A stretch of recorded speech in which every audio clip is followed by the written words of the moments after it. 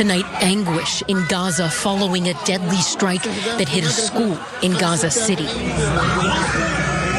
3 rockets hit the Al-Tabi'in school, killing at least 100 people, according to a spokesperson with Gaza Civil Defense. There are also a lot of people who are missing, he says, a lot of bodies that cannot be identified. On Saturday night, the IDF struck yet another school, this time in Gaza City, killing around 100 people. And again, many of those bodies have not been identified, as you'd heard. In fact, some of them are just in bags. They were truly people who were blown to bits. It is the 5th strike on a school in Gaza by the Israeli military since last Sunday, according to CNN's previous reporting. Again, that anti-Semitic outlet there. Here's a little bit more from their report. Israel admits they carried out the strikes, but claimed the school was more than just a shelter for thousands of displaced Palestinians. In a statement released tonight, Israeli forces said in part they struck terrorists operating at a Hamas command and control center embedded inside a mosque in the school compound and killed 19 militants using 3 precise munitions. Sure, except even if you were to believe that, that's still 89 people or 81 people who are killed then for 19 militants. Okay. The slaughter in Gaza obviously is being enabled by the Biden administration. And actually just this week, we sent $3.5 billion more of the $14 billion of military aid that was approved by Congress over there, while also we're on the precipice of World War III here after Israel, which hasn't claimed a responsibility for killing one of the political leaders of Hamas, Ismail Haniyeh, in Tehran, but everyone we know they did, and a Hezbollah leader in Beirut, Lebanon. Again, we're still sort of awaiting the response from Iran, but currently, General Lloyd Austin, the head of the Department of Defense, is working very closely with Yoav Gallant in Israel to brace for that imminent attack in response. Yoav Gallant has an arrest warrant out for him as recommended by the International Criminal Court. I want to remind everyone that is the Minister of Defense of Israel. And yet our Minister of Defense is working closely with him, our Secretary of Defense. And just yesterday, the US sent a guided missile submarine to the Middle East in order to brace for that. And we are also fast tracking an aircraft carrier strike force to the Middle East, all to defend the right to murder people sheltering in a school. So Cenk, I'm gonna kick it to you because it's been a few days. We actually had a little bit of a different response from Kamala Harris on this. It seems like she says they're working around the clock to negotiate a ceasefire, sure, and yet here we go again. Yeah, so I'll get to the US reaction in a sec because it's abhorrent. But first, let's talk about what happened here. So Israel has bombed 5 different schools in the last week alone. So 47 killed in bombings last weekend, and then they bombed throughout the week, and so in the last one killed over 100. Sorry guys, but I gotta tell you this because it's real, and you have to know what the consequences of our actions are. Family members were trying to identify kids and other family members through body parts because most of them had been dismembered by the strike. So they would find limbs at a time and try to piece the human beings back together to figure out who had died. So now Israel says, no, of course, everybody's a terrorist and then we had to kill them all.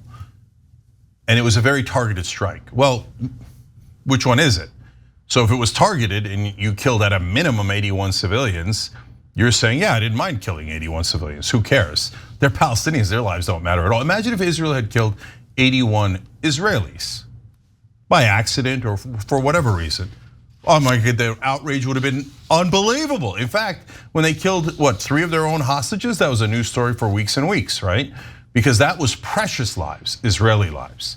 Whereas 81 dead Palestinians, tons of them kids, who cares? They're just Palestinians. Let's go pick out their body parts. And so understand that that's what our bombs do, and it is our bombs. So because they said it was a precision guided missile, experts look at it and said, oh yeah, that's a Boeing from the US. So now what do you think the Palestinians are gonna think about us here in America? We just rushed them $3.5 billion. So let me do an overall count for you guys. Now about 40,000 dead, 90,000 injured, let alone the people buried under the rubble. That's a number we don't know yet. And 2 million out of the 2.3 million displaced. So when is this sick form of revenge enough? If you say, as long as they got 19 terrorists, I don't mind them murdering 81 innocent civilians along with them, which actually, that's what Israel's been saying for decades now. I can kill as many civilians as I like, as long as I got one bad guy, maybe. Because they don't value those lives. They think those lives are irrelevant. If Hamas said, no, we got an Israeli soldier, but we killed 89, or just do the same exact numbers. You know what? We got 19 IDF guys and we murdered 81 civilians next to them. So what? Everybody would be like, terrorists, right? You would all say terrorists, and I would say terrorists. So what's Israel? No, they're a beloved special ally, so we're not allowed to call them the things that they obviously are. The IDF is terrorists on a national scale, global scale. Terrorists on steroids. They've literally killed 35 times the number of civilians that Hamas did. If Hamas is terrorists for killing one, Israel is not a terrorist for killing 35? Innocent civilians, I'm not talking about Hamas fighters. And this is acknowledged even with the preposterous numbers that the IDF lies about. Even if you accept that, it's a 35-to-1 ratio on civilians killed. So do only Israeli civilians count? Or maybe it's just Western civilians. If you're Palestinian or Muslim, I know for the last 2 decades, at a minimum, our lives haven't counted at all. And when you get slaughtered in mass, they go, so what? It's all Hamas's fault anyway. You were in the vicinity of Hamas, so we murdered you. What's the big deal? No, that's a giant deal. That makes you the bad guys.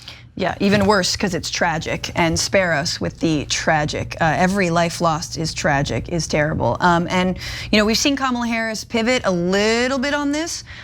We're working round the clock on a ceasefire. Are you? I don't.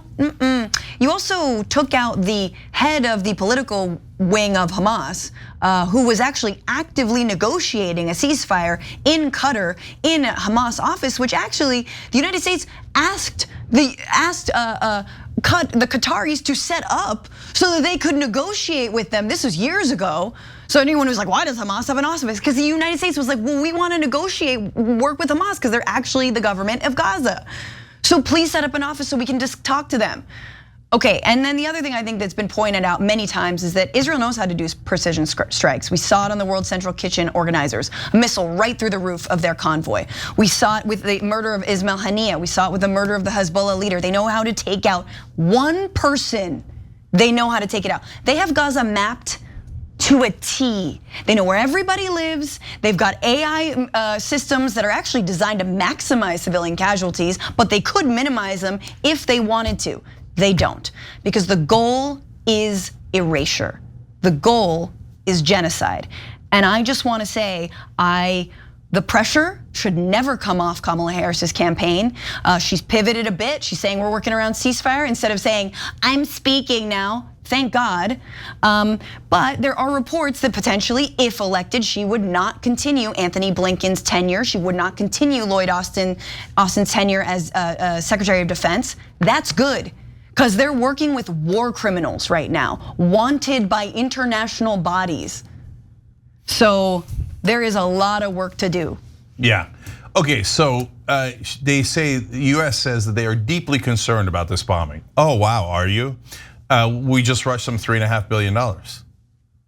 So where's the deep concern? No, you're full of crap. You're not at all concerned. I don't care what you claim you're doing about peace negotiations and how you're pressuring them. You're not. America is putting zero pressure. Now you say, that's not fair, Cenk. I've seen the strongly worded statements from Kamala Harris and a little bit from Biden in the past. Words don't mean anything, guys. There's only one thing that Israel cares about, and they've been very, very clear about it. Because every time Biden or Harris says some strongly worded letters, Netanyahu comes out and goes, what do I care? I don't care about you idiots. Shut up and do as you're told, okay? And he humiliated Biden how many times? Dozens of times? So there's only one thing they care about, the money, the money. If you're sending them money, then they're fine. They don't care about your stupid words. And it's a game they're playing. It's not like Kamala Harris or Joe Biden cares. And if you think Donald Trump cares, he says, just finish them already. He's the worst of all of them. Yeah. But none of them are good. They're all liars and they all keep it real. You see this and then you say, I'm deeply concerned, but send him a $3.5 billion check? No, you're not deeply concerned. You don't mind it one bit. And back to Israel for a second. They said that in that report, 19 Hamas fighters, because that's what the IDF said. If the IDF says it, our idiot media just says, oh, IDF says it, it must be true. It's not anywhere near true. No evidence of that at all, never presented. Just like with UNRWA, they never presented any evidence that they were working with Hamas. They just flat out lied about it. Even America says, well, we don't have any evidence, so. But anyway, we're gonna cut their funding anyway. So in this case, after the 19, they came out a little while later and said, yeah, we think it was 38 now, which is conveniently double of 19. Somebody just 2x'd it. And now their media is dutifully reporting, of course, 38 Hamas members killed, of course. No BS. And if you think that Israel accidentally killed 40,000 people, sorry, but I mean, look, I could call you a lot of words, but let's just be super nice and say you're blinded by your preposterous bias. They're obviously killing people on purpose that are civilians. If you don't know that, you're just sounding absolutely ridiculous. Oops, we murdered kids again and again and again, and journalists and human rights workers and another school and another school and another school. Oh, look, there's their body parts all over the fields. Oops, silly us. We're just the worst military in the world. And now the US is sending a US aircraft carrier group and a submarine. So why are they doing that? Because Israel commanded us to send our military, put our service members' lives in danger. Why? Because they wanted to bomb Tehran, Beirut, and Damascus. So now they did, and they murdered people in those places. And they go, what do you mean? We're allowed to murder anyone we like in any country. No, that's not a thing. That is not international law, that no one is allowed to murder people in other countries except Israel. That is not a thing.